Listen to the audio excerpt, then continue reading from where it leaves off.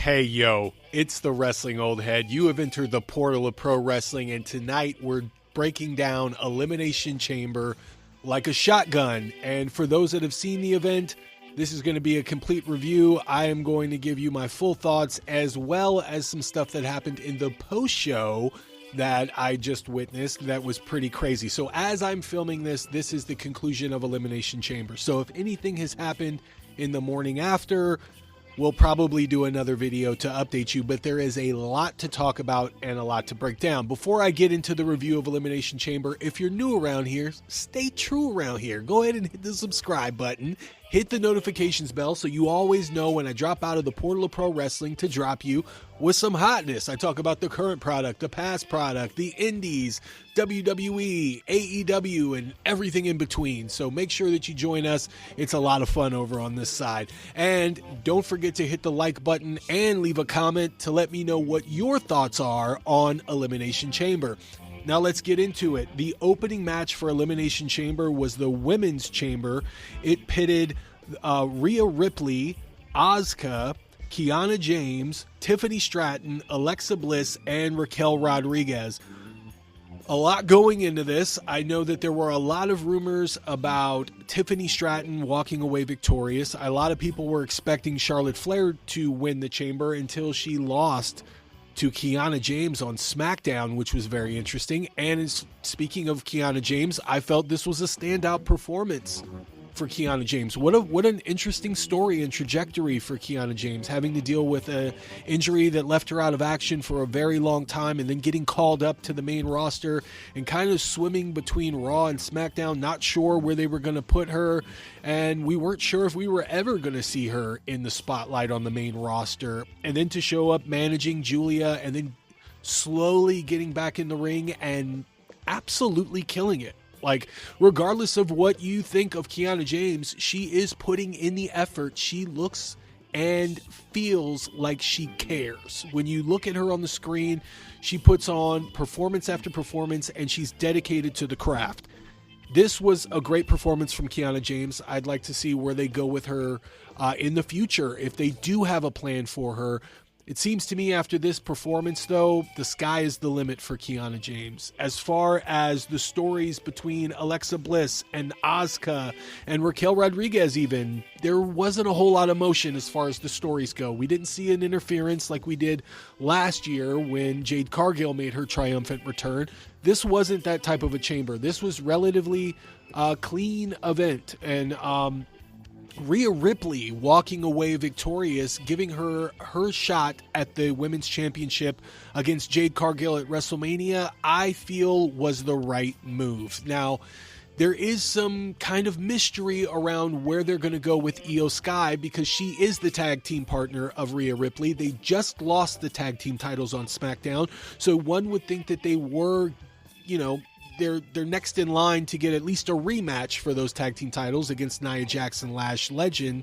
But now, considering that Rhea Ripley is going to WrestleMania to face the champ, then you've got to wonder what they have planned for Io Sky. And, there's a couple of places that they can go here. I mean, obviously you saw the confrontation a couple of weeks ago on SmackDown between Io Sky and Julia. They can for sure go that route. I think that would be a phenomenal match and a great way to kind of pass the torch over to Julia, give her some momentum on the other side of WrestleMania. She needs that momentum because she hasn't been developed well on the SmackDown brand. She was given great momentum in NXT, and it just kind of seems like they're trying to find the right place for her. If you would have asked me, I thought the best place for her would be to pit her alongside Asuka. I think Asuka and Julia would be a phenomenal tag team. I think they've been building for a long time the inevitable split between Kairi Sane and Julia, or Kairi Sane and Asuka rather. If and when that does hit its boiling point and we see Kairi Sane removed from her tag team with Asuka, I do see Julia fitting back into that piece very well. And then you actually can pit Io Sky and Kairi Sane, which they would have their reunion at some point against Julia and Asuka. And I mean, I think that would blow the roof off the place. I think those four women could steal the show. And the story is right there. You know, Asuka picks a younger protege to take under her wing to make Kairi feel inferior.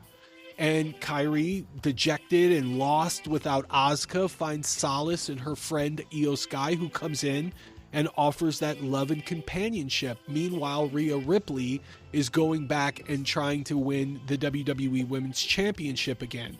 And this is a first-time matchup between Jade Cargill and Rhea Ripley. It's got box office written all over it, and like I was saying earlier, before I took the circuitous route and started speaking about fantasy booking and theories, was that Rhea Ripley and Jade Cargill is exactly the type of a marquee match that is going to generate interest for WrestleMania. You've got Jade Cargill, who has been claiming that she is that bish, and Rhea Ripley, who has been, you know, outside of the world title picture for a long time now. You know, she got close during the triple threat match last year, but now this is her opportunity to gain back the women's championship for the first time in a couple of years now, I want to say, or at least a little over a year and a half. And evidently you can push the Io Sky Rhea Ripley match, their match where Rhea is looking for her first win over Io Sky. So they can do a matter of respect. They can do, you know, a clash of two friends, best friends, become bitter enemies. There's just a lot of different ways that you can go with that with Rhea Ripley here. Rhea Ripley is a Raw superstar, so it is interesting that she is going to be challenging Jade Cargill, who is a SmackDown superstar.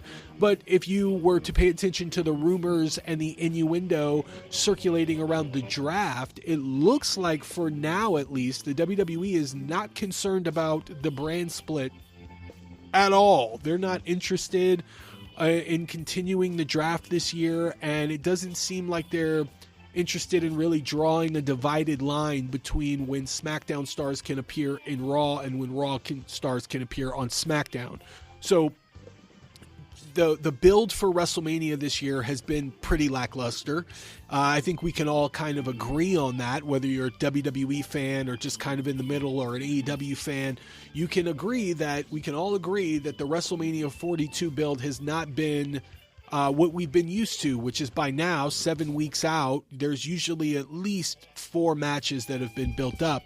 And due to injuries, look, I'm not blaming the WWE creative for not having this plan. I mean, they've had to shuffle the deck at least 3 times and move things around. So you're really looking at them kind of grasping for straws here and trying to find something that's going to hook the crowd and sell out the show and also get more fans to tune in. So I think that with Rhea Ripley and Jade Cargill, you absolutely have a chance. These two women that are behemoths in the business. They tower over 90% of the women roster, and they can put on a really great match. Rhea Ripley can sell good. Jade Cargill is a power superstar. I think this match shouldn't go over 10 minutes. I would be shocked if it does.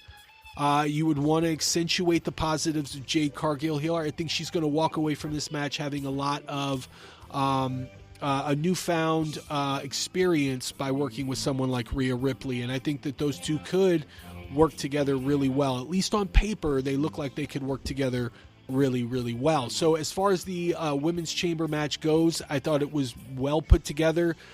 For the most part, they kept the suspense going. We didn't know who was going to walk out victorious. They did like kind of a rapid fire elimination there for the opening match, and then they left it with Tiffany Stratton and Rhea Ripley. I believe most people figured that Tiffany Stratton was going to get the win here. So it's going to be interesting to see where they go with Tiffany Stratton on the other side of this.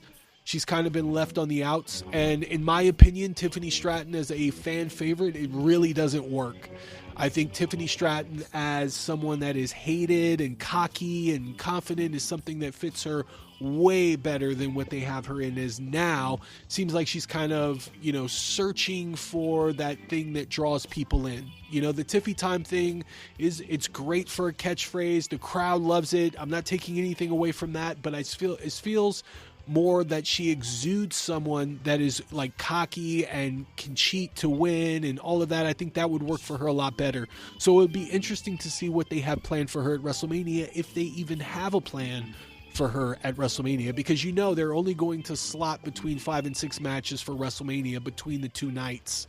So it'll be interesting to see what they do with Tiffany Stratton. I'm curious about where they're going to go with her. And as far as Io goes, I've already explained to you where I feel like Io could go. But I don't know if they have enough time to tell that story. So we'll see what happens. It's going to be very interesting to see how they build this undercard now that we know that we have two marquee matches in Rhea Ripley and Jade Cargill and CM Punk and Roman Reigns. And I believe you also should expect another match to be almost made official. But we'll talk about that later on. Let's talk about the Intercontinental Women's Championship match between AJ Lee and Becky Lynch. AJ Lee in her hometown, by marriage, by proxy hometown, right? Because she's from Jersey. She's not from Chicago at all, but by proxy is in marriage with CM Punk. The Chicago crowd is going to give her a lot of love, right? This is the place that she's at right now currently because of her marriage with Punk. And so it seems that, going into this match that you knew there was going to be a big groundswell of support for AJ Lee to walk out victorious. I picked AJ Lee to win, but there was something in the back of my head, especially during this match, and there was a couple of ref bumps. Jessica Carr goes out, which, just as an aside here, Jessica Carr and Becky Lynch, when is that going to happen? Because they've been building this up since, Becky was challenging against Maxine Dupree for, 6 months or so back. So I believe Jessica Carr, just so those that don't know, I'm going to keep you up to date here. Jessica Carr has been training to be a professional wrestler for a long time. That was actually originally what she wanted to do before she became a referee. And they put her in a mask, and on WWE Main Event, she wrestled a couple of matches in a mask. Don't ask me the name, because off the top of my head, I cannot remember the name that she went by, but it was revealed that was her behind the mask. So Jessica Carr, and I always feel like she would fit really, really well alongside Rhea Ripley, but that's just fantasy booking and whatnot. I don't know if that's even in the cards, but Jessica Carr wrestling could very well be in the cards. And if they do have Jessica Carr remove the referee shirt and put the wrestling gear on and get in the ring, I mean, look no further as an opponent than Becky Lynch, right? I mean, I don't know if that's going to be something that would happen at WrestleMania, but I mean, it seems like they've been building that for a long time, and it's hitting a point to where something's got to happen, right? I mean, something has got to happen between those two. And you did see a lot of that teased throughout this match. AJ Lee coming out victorious and winning the Intercontinental Championship, it just sends the crowd home happy. The crowd erupted when AJ Lee won the Intercontinental Championship. Where she goes with the Intercontinental Championship is going to be very interesting. Now, she has been kind of threaded into the feud between Maxine and Natty, so it'd be interesting if they go the tag route with Becky and Natty against Maxine and AJ Lee, or if they go the rematch between AJ Lee and Becky Lynch. Maybe they go last woman standing. Maybe they go Iron Woman. There's a lot of different routes that they can go with that, but it looks like you're going to be seeing a few weeks of Becky Lynch campaigning to get that rematch, and it will be interesting to see where they go with that. WrestleMania 42, I really hope we don't see a lot of multi-person matches, but it does seem like they could be building towards something like that with the way that they're setting up all of these potential matchups. I would hope not, but we'll talk about some of the multi-man, multi-person matches that I feel like they're building towards a little bit later in this review. As far as the match goes, it was good for what it was. It was what Scott Keith would call perfectly acceptable wrestling. If you know, you know. So AJ Lee winning, it was a foregone conclusion. She's in Chicago. You've got to give her that win. But I really, for a minute there, thought that Becky was going to eke out the victory, and that would be the thing that sets up the match at WrestleMania. But I think they made the right move by giving it to AJ Lee in Chicago. The crowd was on fire for that win, and it led into the next match that we're going to talk about, which is CM Punk and Finn Balor. This was very deliberately paced. Now, the thing with CM Punk matches is some people are going to love them, and some people are just not going to be a fan, right? The thing that I love about the CM Punk style of match is that it's a slow build. It's paced really well, in my opinion. It's very methodical. You know, there's not a whole lot of like fast-paced, frenetic energy at the start. It usually starts to get to that point towards the end of the match, which reminds me a lot of Bret Hart matches back in the day. A lot of old school professional wrestling matches kind of went with that style. But at that time, that was all you would see. And so then when the cruiserweights came in, they kind of split that up, and they were dynamic and fast-paced and, jumping over the ropes and doing all these flips and dives and stuff, which is now what you see permeating the professional wrestling culture, is that style of match, that fast-paced style, lack of selling, just moves upon moves, like a bunch of finishers and they kick out, and then you've got to hit, some other move to get the three count and whatnot.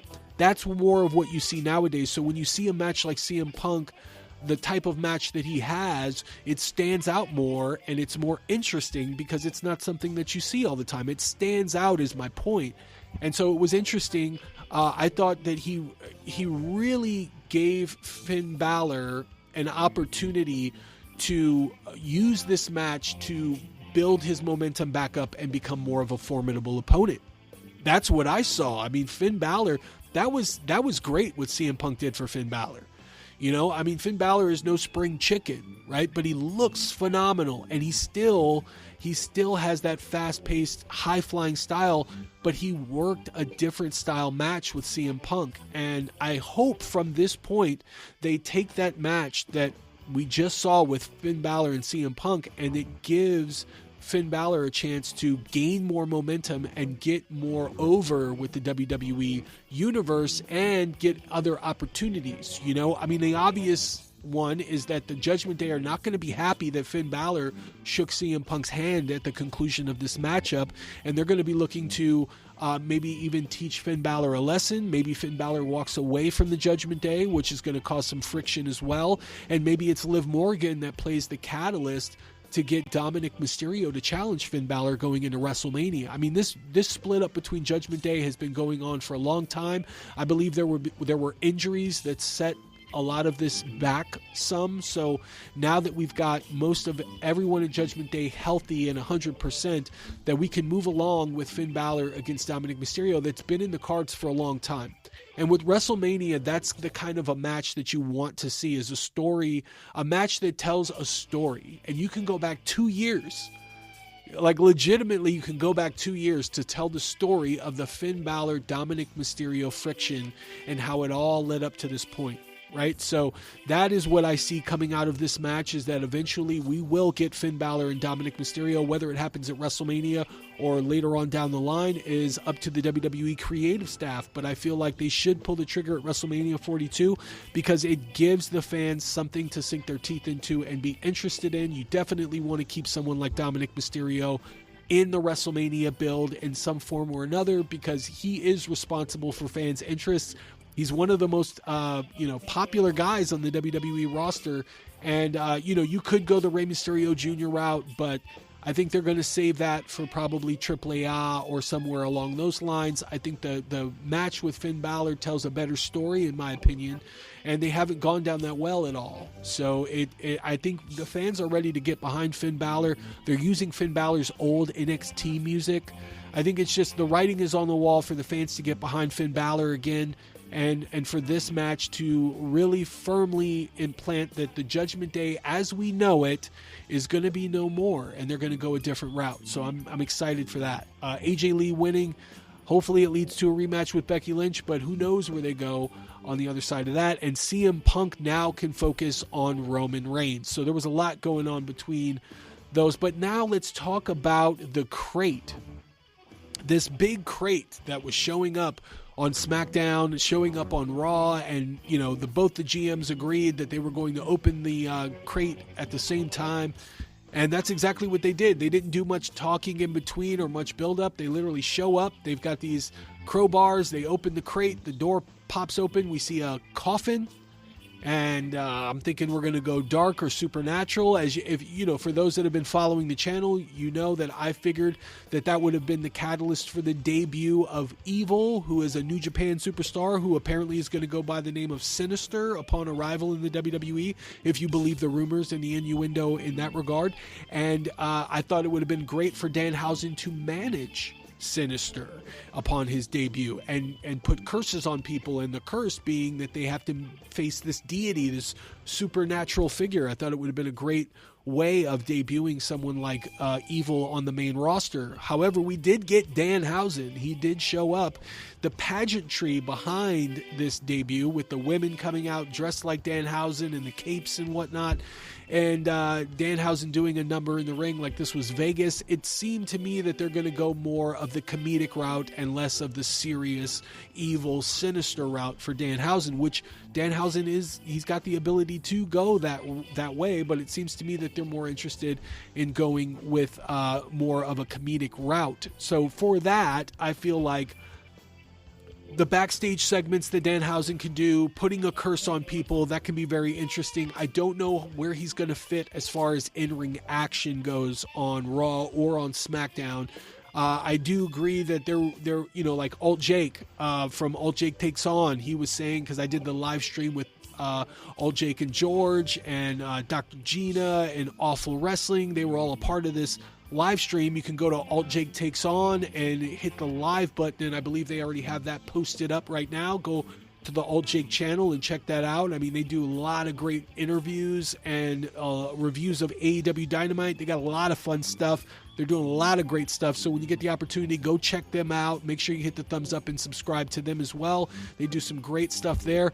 And I think Alt Jake put it perfectly, is that I think DanHausen, and I think George mentioned this as well, I think they work good in DanHausen works good in NXT. I think that's a perfect fit for him. But considering that they debuted him on the main roster, the place that I feel like really fits for DanHausen would be AAA. I think you've got some great stuff that could happen with Mr. Iguana, which is obvious. I know a lot of people have been talking about that and theorizing with that on the internet, but you can also do stuff with DanHausen and La Parka. DanHausen and El Grande Americano, cursing both Americanos. I mean, there's so many different places you can go. I think the character of DanHausen really would work in that scenario as well. And like I said, you can still utilize him in backstage segments on Raw and or SmackDown, R-Truth. You can go after the toxic Kit Wilson. You know, there's a lot of different ways that you can go about that.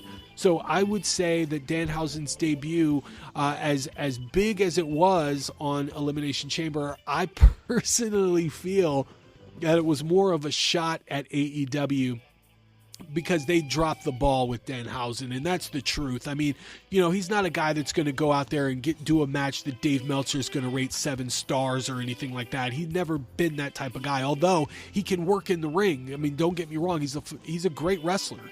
He's got pacing and psychology, and he can sell really well. But I think the character is the thing that really, really helps DanHausen to stand out, which Tony Khan, for whatever reason, once Cody Rhodes and subsequently once CM Punk left, Tony couldn't capitalize on it, didn't know what to do with them, so they let him go, and I think they gave up a diamond in the rough, to be honest with you, because he's not, like I said, he's not going to go out and do great matches, but he could facilitate and bridge storylines that would build interest. He can be the guy that really helps a storyline progress or really build those things up. Think of it as the antithesis of Karrion Kross. Right, Karrion Kross, which is now being played by Aleister Black, apparently, though they would get in the guy's head and cause them to, go back to their evil ways. With DanHausen, the curse could lead to so many interesting things, so many great storyline beats. And imagine if DanHausen were to try to curse Aleister Black or something like that. I think you can go so many different ways with that. So that was interesting of a debut. Very much a token of appreciation, a confidence boost for someone like DanHausen to debut just under the main event. So we'll see where they go with that. It's going to be interesting to see that as well. But WrestleMania, I mean, can you imagine something like that at WrestleMania? Him coming out with the pageantry and whatnot. Could be some interesting stuff. So now we're going to talk about the main event. This is the Elimination Chamber men's match, which has had some kind of a rotation issue. We had Bronson Reed, that if you believe the rumor and innuendo, he was originally scheduled to win that triple threat match on Raw. He got hurt legitimately, bicep tear apparently, so he's going to be out for some time. Jey Uso ended up winning that match, beating the original El Grande Americano. Then on Friday SmackDown, Jey Uso was put in a stretcher and taken in an ambulance. So they had a match between Logan Paul and Jacob Fatu that gave Logan Paul the win. So now you had Randy Orton, LA Knight, Cody Rhodes, Javon Evans, Trick Williams, and Logan Paul in the Elimination Chamber. The winner was going to go to WrestleMania to face Drew McIntyre. So with, first of all, we got to talk about Trick Williams, right? Trick Williams is a star.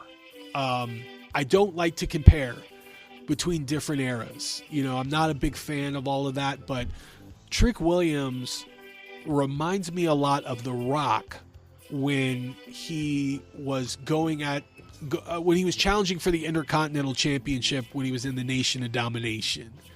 He came into his own, and the crowd started to get behind him, even though he was supposed to be hated, right? And I think this is already happening with Trick Williams.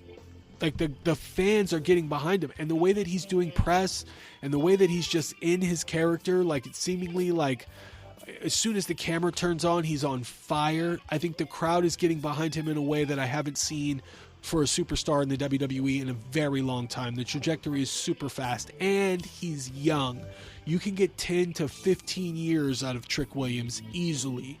So they're going to have no choice but to turn him into a fan favorite eventually. This was a match that I felt like really, really stamped that like he's going to be a superstar, really set him into motion to be the next big thing. Got to give props to Javon Evans as well.